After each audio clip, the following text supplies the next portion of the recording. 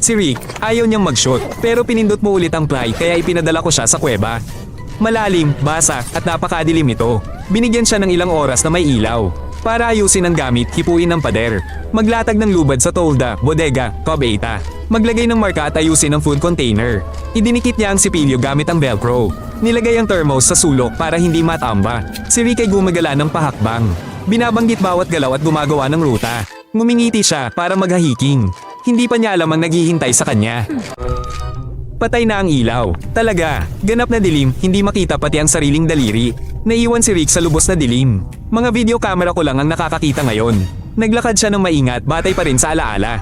Hanggang tumama ang ulo niya sa mababang kisame. Nagpatuloy si Rick, dahan-daang hinawakan ang lubad, pader at lahat ng nauna ng inaral. Nakita niya ang pampainit. Nagtimpla siya ng tsaa at kalahati ang natapon. Pinunasan ni Rick ang sahig gamit ang basahan.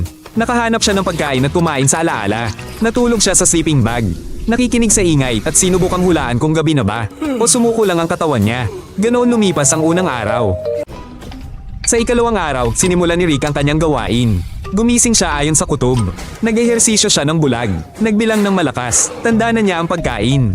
Kinakausap ni Rick ang sarili niya. Nagtatala siya ng audio diary para di mainip. Nagpasya siyang markahan ng mga araw ng buhol sa lubid. Naniniwala pa rin siyang mabibilang niya ito. Mas tumpak na ang galaw niya. Hindi na niya natatabig ang pinggan. Di na rin niya nalilito ang lalagyan. Ngunit bawat simpleng gawa ay triple ang oras. Bawat pagkakamali sa dilim ay sakuna. Bawat galaw ay humihingi ng buong konsentrasyon. Sa ikatlong araw, nakikilala na niya ang kuweba sa tunog. Kung saan tumutulo ang tubig, doon ang bodega. Kung saan mahina ang tunog ng yapak, koridor yon. Kung saan umuugong ang pader, yon ang pangunahing silid. Mas kumpiyansa nang gumalaw si Rick na kukuha agad ang kailangan. Pero sa isang punto, nawala siya sa bilang, 2 buhol ang tinatali niya imbes na isa. Nag-aalinlangan siya kung 3 o 4 na araw na ang lumipas. Ito ang unang palya. Sa ika-5 araw, nagreklamo si Rick sa sobrang pagod. Unti-unting nagbabago na ang kanyang katawan. Dahil sa walang araw, bumaba ang vitamin D niya. Ramdam niyang kumukonti ang enerhiya. Parang ayaw gumana ng katawan, humina ang gana kumain. Imbes gumalaw, gusto na lang humiga. Walang araw at sariwang hangin, kaya nag-iipon ng katawan ng enerhiya.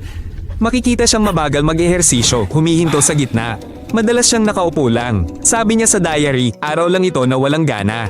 Ramdam niyang marami pang araw na ganyan ang darating. Sa ika-10 araw, tuluyan na siyang nalilito. Pakiramdam niya, higit 2 linggo na ang nakalipas. Kumain siya ng 2 beses sunod-sunod.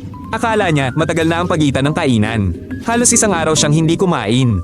Sigurado kasi siya nakakabakasan lang niya. Ang panloob niyang ritmo ay lumalayo na. Ang katawan niya mismo ang nagpapasya kung umaga o gabi. Walang ilaw, hindi na maintindihan ng utak ang oras. Umaasa na lang ito sa gutom at pagod.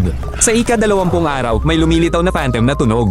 Nakikinig siya, humihinto, at sinasabi sa sarili na hindi ito tao kundi patak ng tubig. Nagpapatuloy siya sa ginagawa niya.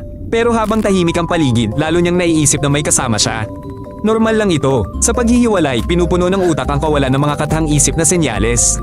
Kinokontrol pa ito ni Rick. Sa diary niya, isinulat niya na may minsan siyang nakikita. Mas madalas na itong nangyayari.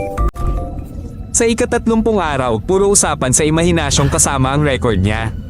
Kwento niya ang kinain at mga panaginip. Minsan napuputol ang salita, nakakalimutan, tapos uli. Nawawala ng ayos ang usapan pag walang kausap. Napansin niya ito, kaya sinasabi niya lahat ng ginagawa ng malakas. Sa ika-40 araw, bihira na siyang magkamali. Lahat ay agad nakikita. Malinaw, kalmado ang galaw, sanay sa ruta. Nararamdaman niya ang mga bagay sa tunog at temperatura. Pero sigurado siyang ika-32 araw pa lang. Hindi na siya nagbibilang, nabubuhay na lang si Rick. Ang mga buhol ay hindi na kalendaryo, kundi ugali. Si Rick ay sanay na, hindi natakot sa dilim. Sa ika-80 araw, ang katawan ni Rick ay parang nasa night mode. Bumababa ang pulso niya, bumagal ang galaw at dire-diretso ang tulog. Halos wala na siyang kagustuhang baguhin pa ang anuman. Ang kawalan ng liwanag ay sumisira sa mga hormone na responsable sa sigla, mood at konsentrasyon. Kaya madalas tahimik si Rick at mas mabagal ang takbo ng utak niya. Patuloy niyang ginagawa ang nakasanayan, naghahanap ng pagkain, nagtitimpla ng tsaa. Kaunti lang ang galaw niya para hindi siya manigas. Ayaw nang maghintay ng kanyang isip ng labasan. Nagpasya na lang siyang mamuhay dito. Sa ika-100 araw, tinawag ko siya sa pangalan. Pero hindi agad sumagot si Rick. Pagkatapos, tumayo siya ng marahan parang unang beses sumakbang. Hinawakan namin ang kanyang mga kamay, sinuotan ng salamin at inilabas sa liwanag. Una, dilim liwanag. Tapos, hangin at kalangitan. Pumikit si Rick at tumayo lang.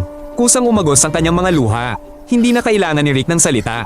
Nakita na naman niya ang araw at karapat dapat siya sa iyong like.